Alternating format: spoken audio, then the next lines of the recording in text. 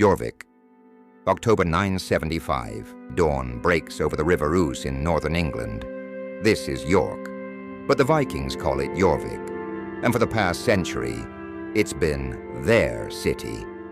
Look at those longships arriving with the morning tide from Norway, bringing amber, furs, silver, because Jorvik isn't just a Viking settlement, it's a trade hub connecting Scandinavia to England and beyond.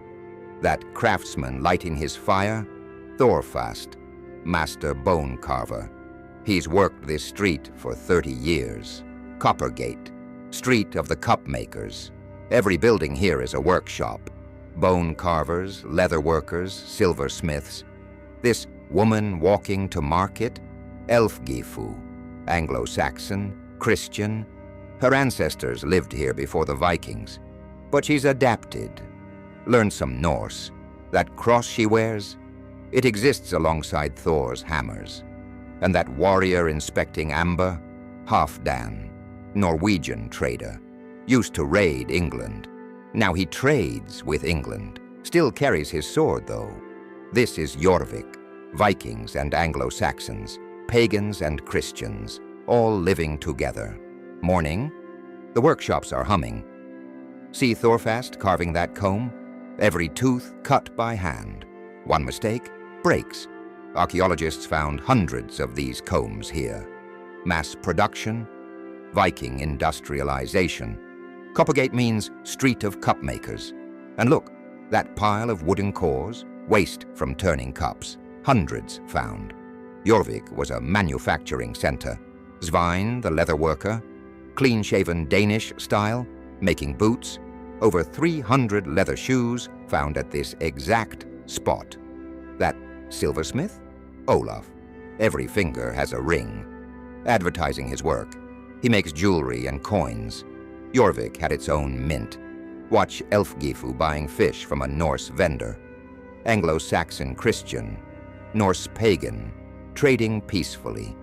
Thorfast teaching daughter Geetha to carve. Women could inherit workshops. Gender roles were fluid. Halfdan, the warrior trader, used to raid with his axe. Now trades with silver.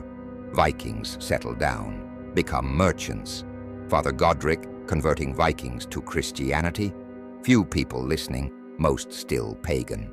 But Christians are tolerated. Craft, trade, cultural blend, midday, global connections visible. This merchant stall, amber from Baltic, silk from Byzantium, coins from Samarkand, Central Asia. How? Vikings traveled Swedish rivers, crossed to the Volga, reached the Byzantine and Muslim worlds. That silk cap, actually found at Coppergate, traveled thousands of miles.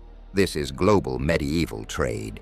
Children playing Hnefatafel, Viking chess. Those bone pieces, exact replicas of archaeological finds. Medieval street food, eel stew, barley porridge, quick lunch for busy craftsmen. That wedding in the Christian church, Anglo-Saxon couple. But Norse neighbors attending, wearing Thor's hammers, watching Christian ceremony. And it's fine, Jorvik's secret, not pure Viking, not pure English, both, blended. Thor's hammers and crosses coexist. Norse and Anglo-Saxon trade, pagan and Christian tolerate. Mostly people just want to make a living, and for that, you need peace. Afternoon, family life, women weaving cloth at courtyard looms.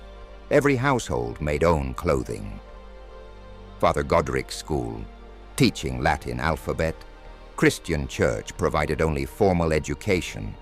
Grandfather telling Norse sagas to grandchildren.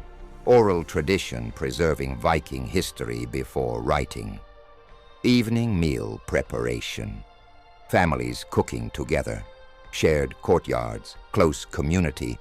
Thorfast and Svein, friendly craftsman rivalry. Who's more skilled? Good-natured competition, but mutual respect. Elfgifu's private prayers at home altar. Christian minority maintaining faith privately in Viking city. Passing amber heirloom to daughter. Wealth transfer, tradition continuing. Olaf at outdoor pagan shrine, offering silver and mead to Norse gods. Pagan worship still practiced. Young couples courting by river. Chaperoned, proper. Cross-cultural romance. Norse and Anglo-Saxon marrying. Cultural blending. Evening, mead hall gathering. 40 people at long tables. Craftsmen, traders, families, everyone welcome. Roasted duck, fish, bread, mead flowing, skald performing saga poetry, elderly poet reciting from memory, heroic tales, gods, monsters, oral tradition keeping Norse culture alive, drinking horn passed person to person, skål, communal drinking ritual building bonds, children asleep on benches while parents talk, family-inclusive gatherings, nightfalls, walking home through dark streets, almost total darkness, stars brilliant, no light pollution, paths known by memory. Jorvik sleeps under stars. 10,000 people resting, river reflecting starlight, guards walking perimeter, peaceful. Thorfast's family sleeping together. Father, mother, daughter, warm under furs, workshop quiet, simple comfort, night watchman patrolling, torch creating circle of light, checking gates, protecting sleeping town, stars over Viking England, same sky Vikings navigated by, humans small beneath eternal cosmos.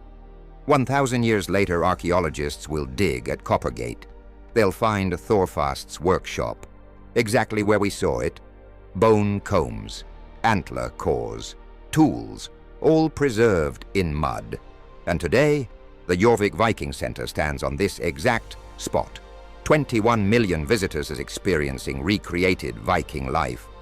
Jorvik fell when England unified under Saxon kings. But it didn't disappear. York still exists, built on Viking foundations, street names still Norse, Coppergate, Micklegate, Skeldergate. The craftsmen's traditions continued, the cultural blending persisted, the tolerance survived. Jorvik taught England something important. Different peoples can coexist. Vikings and Anglo-Saxons, pagans and Christians, through trade, through tolerance, through simply living together.